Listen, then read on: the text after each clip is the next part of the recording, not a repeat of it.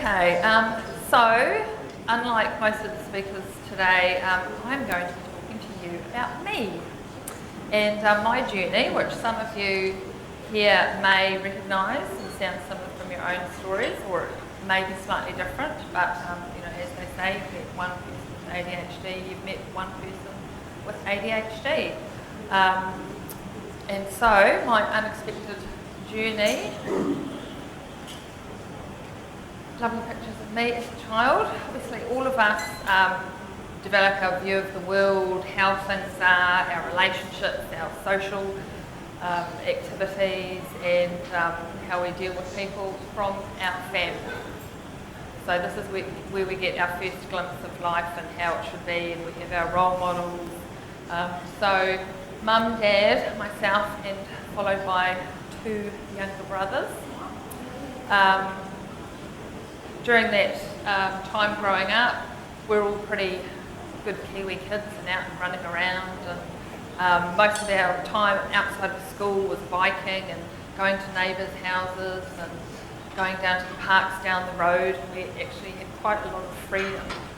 Things were quite different to perhaps they are today and how children and families operate today. Mum was a stay-at-home mum, used to get home to pikelets and scones and things like that.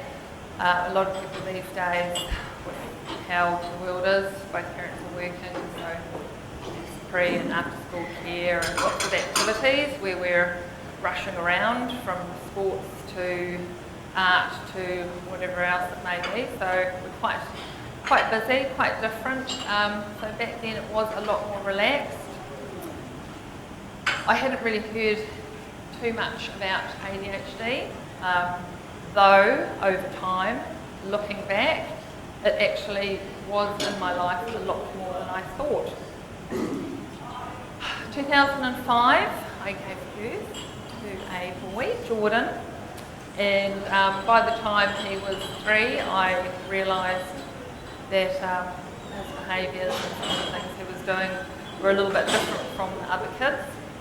I was involved with the play centre, so that meant that I actually was there with him. I could see his behaviour, children of the same age, and their behaviour, other parents, interactions, all of those kind of things.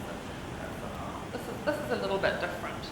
I'd actually spent a year nannying for a child in the States who had ADHD, and I just kind of thought, you know, sometimes the look on his face really reminded me of what the girl that I used to look after, what expressions and some of the behaviours that she would show.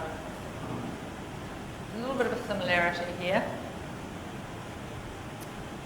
So also, while I was at play centre, I kind of started looking at other people, the other mums.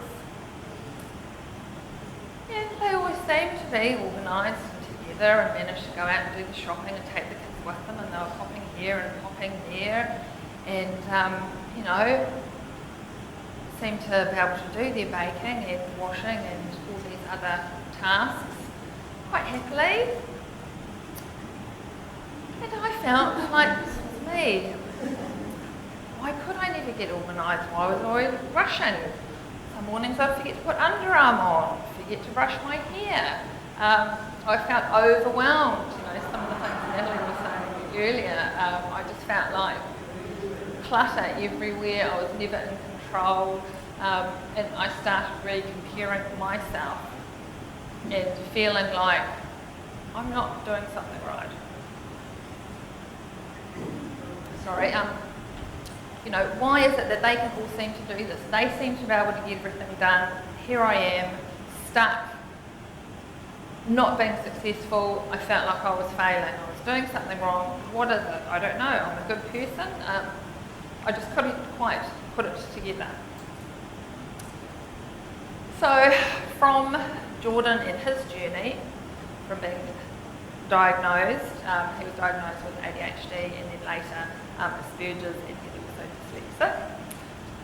I got involved with the ADHD Association and started learning a lot more about ADHD, what it is.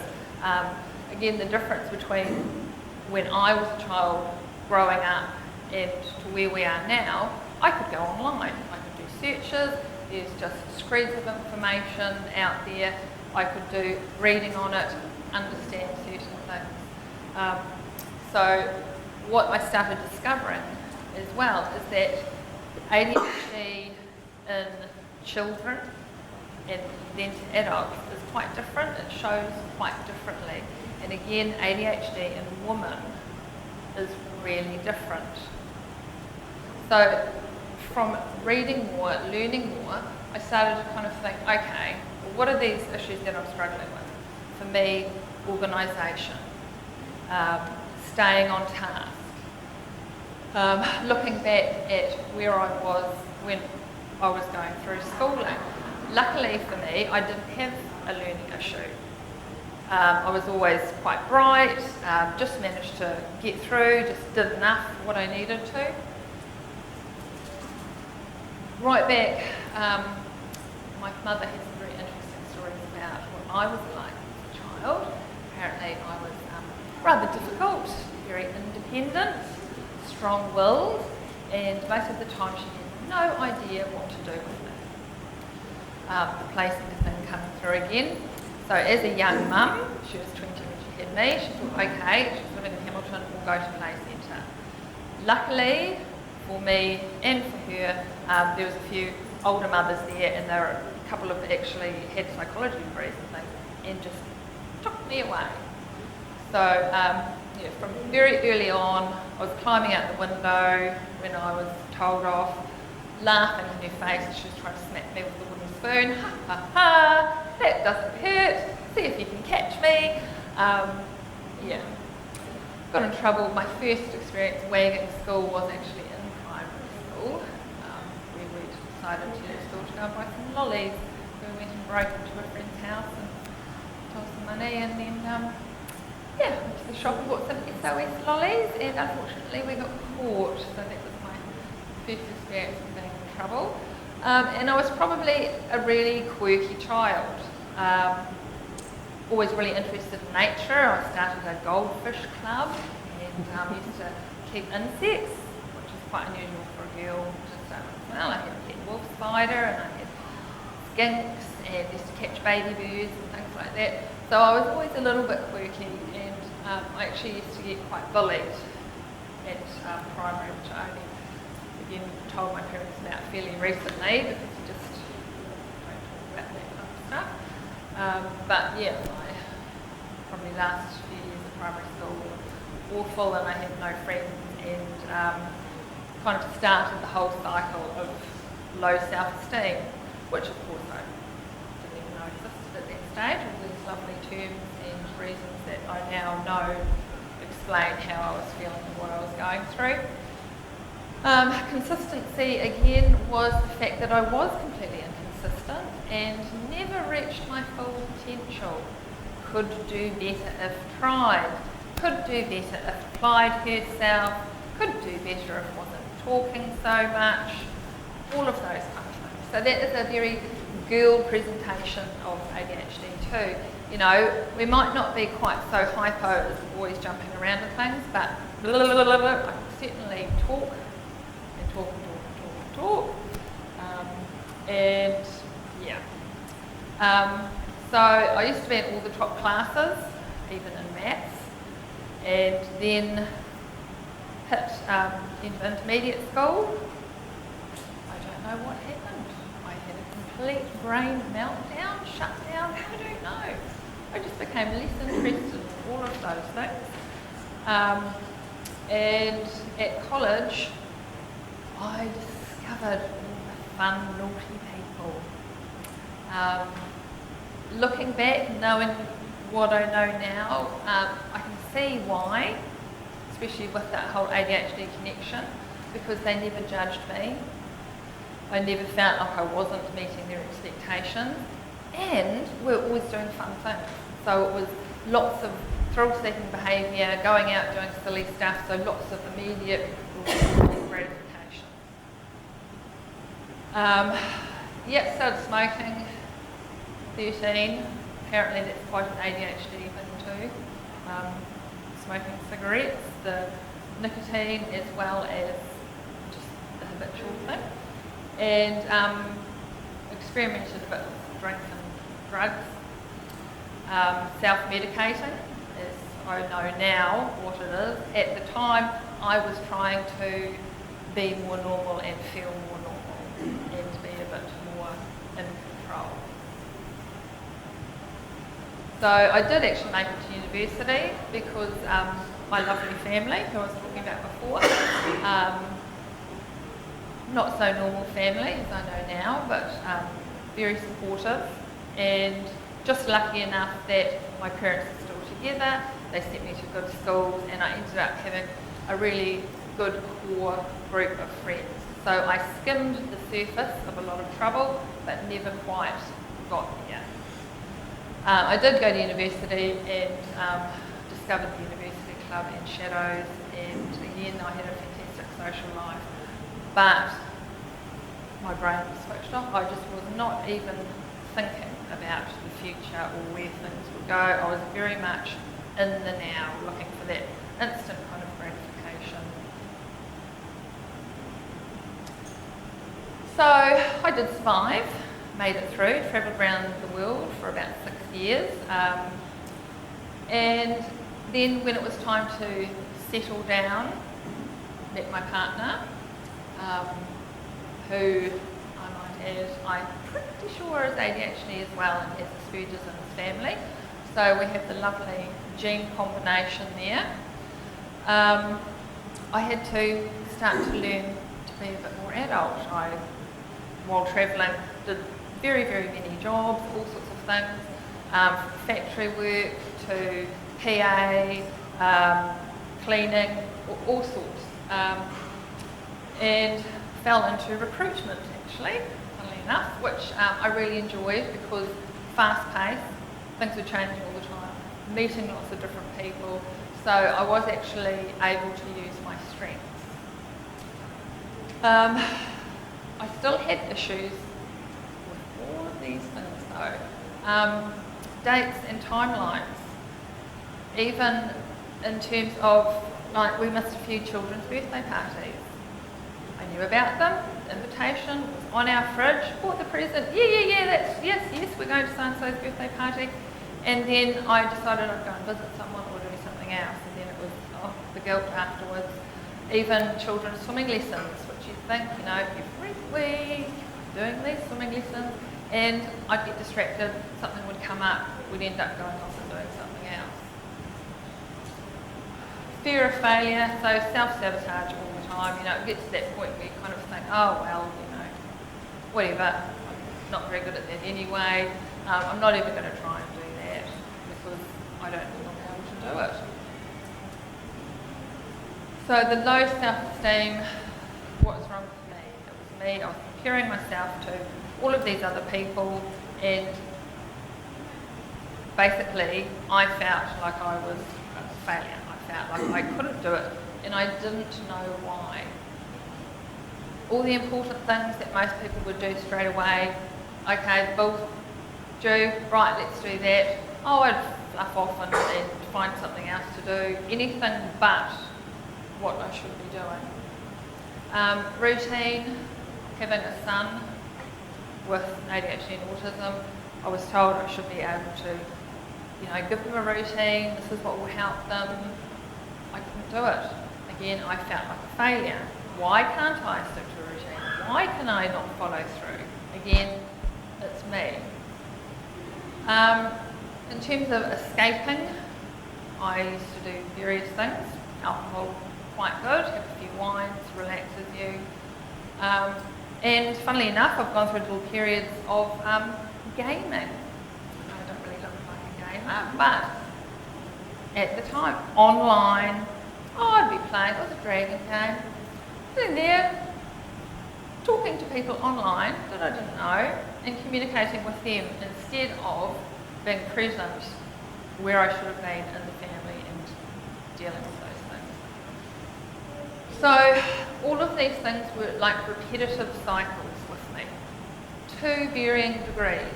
Sometimes I seem to cope better than others. All these things had been rolling around for a long time, and it wasn't until a friend of mine actually said, Tracey, you know, you probably have ADHD. So I did agree to go and see Tony Hart. Because, yeah, these things were just becoming very prevalent. So, November 2013, I went to see Tony and I did the TOBA test, and I remember right up to an hour before I had made the appointment, I was ringing my friend saying, what if it's not ADHD? What if I'm just a bit mental? What if there's, what if there's something else that's not this? I had been really struggling to cope with what was going on in our lives with my son, because we'd had issues with school, he'd been stood down a few times.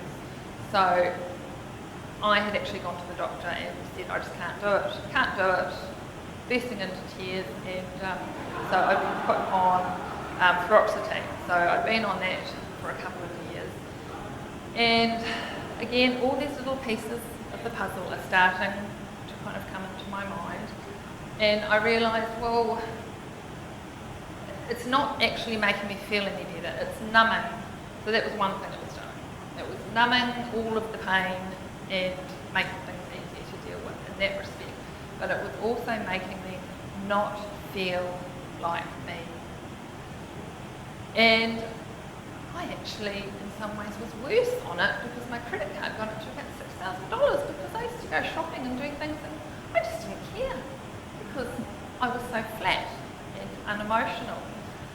So after being diagnosed, it was, with me, it was never, I didn't go through a grief thing or think, oh, I thought, hallelujah, because now I know.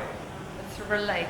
I know why I was doing those things. I know why I wasn't doing some of those things. It just explained so much, and that meant that I could actually take, I didn't realise how much guilt had been weighing me down and how I was feeling about myself until I got the diagnosis, and I thought, oh, thank God, I better let it go. So I could. I went on to medication, so basically he put me straight on to Ritalin, and within 2 weeks I was off the antidepressants. And I have to say that since that time, it has been a process, but I also have cut down, I sort of enjoy having the odd salve or two and social lubrication every now and again, but I don't find that I need those things to back me up now. I feel much better in terms of how I can cope. So that's an example. Sometimes I get up, that was my son before school one day, letting out a little bit of excess energy. Not very PC, but we did train him in health and safety, and he was wearing gumboots with that. So basically for me, having a diagnosis, really nothing in my life had changed. I was still dealing with the same pressures, the same issues. My son was still having problems. My daughter is actually ADHD as well, and I'm pretty sure my husband is too. I had the same responsibilities, and I was the same person, but it just flicked something in my mind in terms of how I thought about myself. So those years that I had actually let it affect my self-esteem and how I felt about myself, I had to build that back up. But I mean, even if you'd said to me 5 years ago that I would be sending up to a room of people I don't know about this, I just would not have believed it. So the mindset word has come up a few times, and it is actually about reframing how you feel about yourself. And now, I mean, I get peeved off about the disorder ADHD, because it's not a disorder, it's a difference. We have a different brain, a different way of thinking. And even through all the crap that I've been through and the ups and downs, I would not change it. I would not take away my ADHD because it has given me my creativity. I should be a lot more depressed than I am, but hallelujah, my ADHD doesn't let me get that down because I get to a point and I do have moments and get shirty and so on, but then I get back up again and move on. This is just how it is, and I am in an ADHD friendly household, and we have competitions, and my son is the winner because he is ADHD, ASD and dyslexic, so he takes great pride in that, and we talk about it a lot in the home and make it to a positive. I talk about all the positive role models that are out there, some of them that Sarah was talking about, Justin Timberlake, Adam Levine. I mean, there's truckloads of people out there, and you can do searches on it. And so we do that. And anyone who I see, you know, that's famous and has ADHD or similar, you know, I make sure I point it out. So nobody's perfect. And those parents that I was comparing myself to when I was a play centre, a couple of them I'm actually still friends with. And, you know, I say, gosh, I wish I just wish that I was so organised as you and so on. And, you know, and I said, well, I wish that I could let go of it more. And I wish I could be more like you. And she said, when you were dealing with Jordan at Play Centre, we just step back, and she said, you always seemed so calm and handled things so well. And so we all admired you and how you were coping with what you were. So I think that is something else too, that we assume that other people are thinking these things about us. That's actually our perception that we've put onto them. It may not actually be that. So what do we do to help ourselves? Technology, so using phones and things. I love what Liz was saying about all those little tips for the tiles and when you're losing your phone, etc. Writing things down, making plans, allowing for change as well. You've got to find something that works for you because we are all different, and accepting that. Be open. Oh, I mucked up. Damn ADHD again. Ask for help. That's one that I always struggle with. I really found it hard to ask people for help. Letting things go. You don't have to sing it, apart from in your head. Don't compare yourself and work to your strengths because you've got a lot of them. It's just finding them and finding a way that works for you, and learn how to say no. That's another thing too, taking on more than you can cope with. Edward Halliwell, I love him because he's so positive about ADHD. So having ADHD makes life paradoxical. You can super focus sometimes, but also space out when you least mean to. You can radiate confidence and also feel as insecure as a cat in a kennel. Okay? You can perform at the highest level, feeling incompetent as you do so. You can be loved by many, but feel as if no one really likes you. You can absolutely, totally intend to do something, then forget to do it. You can have the greatest ideas in the world, but feel as if you can't accomplish a thing. And that is it. We're capable of so much, but we probably don't give ourselves credit for. So, be yourself. Only change the things that you feel you need to make it work. And yeah, the people that love you and are around you and your friends will totally accept that. And yeah, so that's so don't be afraid to be yourself. There we go. And that actually just after the let's talk. I have got everything you might need for everything. I used to paint, sew, do beading, mosaics. I've all still got it in my garage, just in case. So obviously I need to, and I watch waters every now and again to make myself feel better, and I always make sure I show my confidence. This is what hoarding looks like, not this. Okay, thank you very much.